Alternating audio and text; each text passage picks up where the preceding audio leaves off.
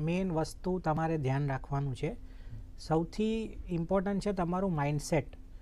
કેવી રીતના વજન ઉતારવું એ એટલું અગત્યનું નથી. એના તો તમને યુટ્યુબ પર કદાચ વિડીયો તમે જોતા જશો, પણ લોકો શા માટે એને ઇમ્પ્લિમેન્ટ નથી કરી શકતા. આજે ઇન્ફોર્મેશન ફિંગર ટીપ ઉપર અવેલેબલ છે, પણ છતાં પણ બીમારીઓ આટલી બધી વધતી રહી છે. ખબર છે બધાને કેવી રીતના વજન ઉતારવું. તો ઓનલી રીઝન લોકોને એમનો વાય નથી ખબર કે મારે શા માટે કરવું છે. તો તમારો વાય બહુ ઇમ્પોર્ટન્ટ છે. બીજી વસ્તુ કે તમે શું ખાઓ છો અને કેવી રીતના ખાઓ છો એ પણ બહુ જ ઇમ્પોર્ટન્ટ છે. તમે જે ખાતા હોવ મેક શ્યોર કરો કે એમાં કેલેરી ઓછી હોય અને ન્યુટ્રિશન વધારે હોય. કેવી રીતના ખાઓ છો એ પણ એટલું અગત્યનું. આજે જુઓ તમે હડબડાટમાં લોકો ખાતા હોય, ઓફિસમાં હોય, બિઝનેસ હોય, જોબ હોય કે એવી રીતના હોય, તો હાર્ડલી 10 મિનિટમાં ચાવ્યા વગર પોતાનું ખાવાનું ખાઈ જતા હોય છે. તો એ પણ અનડાઇજેસ્ટેડ ફૂડ જે તમે લો છો એ પણ તમારી ફેટમાં બધું ડિસ્ટ્રીબ્યુટ થઈ જાય છે.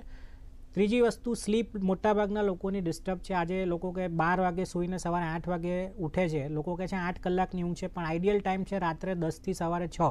એ આઈડિયલ ટાઈમ છે. જો તમે એ ટાઈમમાં નથી ઊંઘતા તો તમારી બાયોલોજિકલ ક્લોક ડિસ્ટર્બ થાય છે. આ બાયોલોજિકલ ક્લોક બોડીની નોર્મલ ક્લોક ડિસ્ટર્બ થાય એટલે તમારું મેટાબોલિઝમ ચયાપચયની ક્રિયા ડિસ્ટર્બ થાય ને એના કારણે બધી તકલીફ થાય.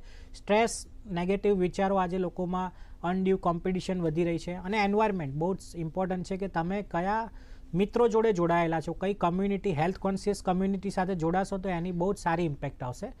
તો આટલા 6 બહુ અગત્યના પિલર છે જેનું ચોક્કસપણે તમારે સ્ટેપ બાય સ્ટેપ એને ફોલો કરવાના છે. તો ડેફિનેટલી બહુ સારું રિઝલ્ટ મળશે તમને.